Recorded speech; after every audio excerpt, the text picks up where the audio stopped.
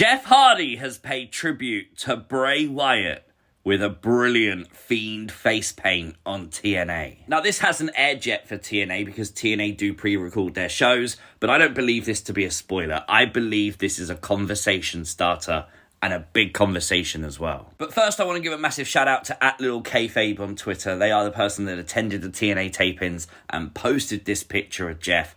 Without them, we wouldn't have seen it the way it's been shown today. And that's really cool, isn't it? I definitely wanted to include this photo, a different angle of the Fiend face paint for Jeff Hardy. Now, I was sent this about a dozen times yesterday, and I know it circulated on Facebook, but there was no context behind it. We didn't know where or when this actually happened.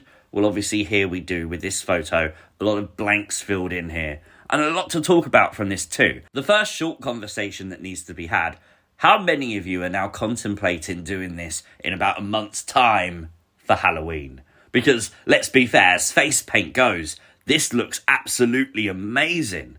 I mean, I don't know if I could paint anything like that. Jeff's an artist after all. Maybe that's why it looks so good. Another thing that's worth noting is we don't actually know if there's any other tributes to Bray Wyatt done by Jeff Hardy during whatever match this was or appearance that this was. We don't know, for example, if he hit his sister Abigail or did something that's Bray Wyatt-ish, because we just don't know. We haven't got the footage for that. The show hasn't aired. So it's definitely worth watching TNA in the next couple of weeks to see if anything like that happens also. But let's get to the meat and bones of the video, shall we? The Hardy Boys. A lot of people now happily trash the Hardy Boys. They'll say that they're washed, they say they're past their prime, and I'm sure they would agree that they're past their prime, but I don't think they're washed. I think in TNA, the bits I've seen of the Hardy Boys there, it's been a total difference from what we witnessed in AEW. I firmly believe in AEW, Tony Khan wanted the Hardy Boys 99 version. And, you know, you saw Matt Hardy doing more insane things than Matt Hardy should probably do at his age. But in TNA, they've slowed down a little bit. It's a little bit different. There's a bit more psychology behind the matches. And you know what? I find them entertaining as crap. And I'm not just saying that because Matt Hardy once said this about me. @CWrestlingUK on Twitter. It's a very cool Twitter account, which is a YouTube account, and they do a lot of theory videos. I know they've done a lot of great, fun theory videos on my Free Little Elite stuff. I know they do a ton on Bray Wyatt and The Fiend and the Firefly Funhouse. What this face paint has now done is open up the conversation of, should the Hardy Boys return to the WWE and potentially do something with the Wyatt Sicks? That's something, and it is always going to be fantasy booking for now, because obviously we know they're in TNA. The Hardy Boys, it's worth noting, have always stressed that they're not under contract in TNA, that they're there basically on a pay-per-appearance deal. It's worth noting that we obviously see a partnership right now with WWE and TNA also. NXT stars are constantly on TNA and TNA stars are constantly on NXT. It's not out of the realms of possibility that the Hardy Boys could show up on a WWE show. When you look at the characters and the story of the Wyatt Sicks, it's obvious what's happening. They're paying tribute to Bray Wyatt. And you can see here the Firefly Funhouse puppets, the Lantern.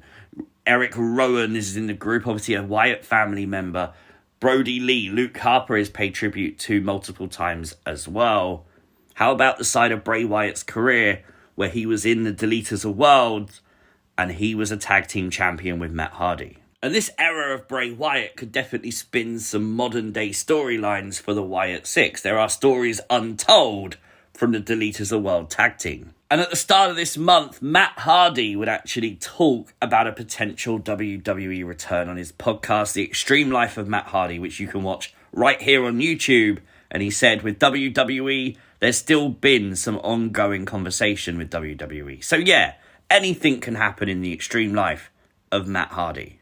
And more so than anything else, purely out of selfish reasons, I'd love to see the psychotic Wyatt Sicks versus the Broken Universe. I just think that would be a feud that would be very fun to see play out. Overall, this is a really amazing tribute by Jeff Hardy to the creation of Wyndham Rotunda, the character of the Fiend. And I thought this was definitely something that we needed to talk about. A conversation about the Hardy Boys, for me, is never a chore. What do you think? Would you like to see the Hardy Boys rock up in WWE one more time? Let me know your thoughts in the comment section down below, and I'll catch you next time. Peace!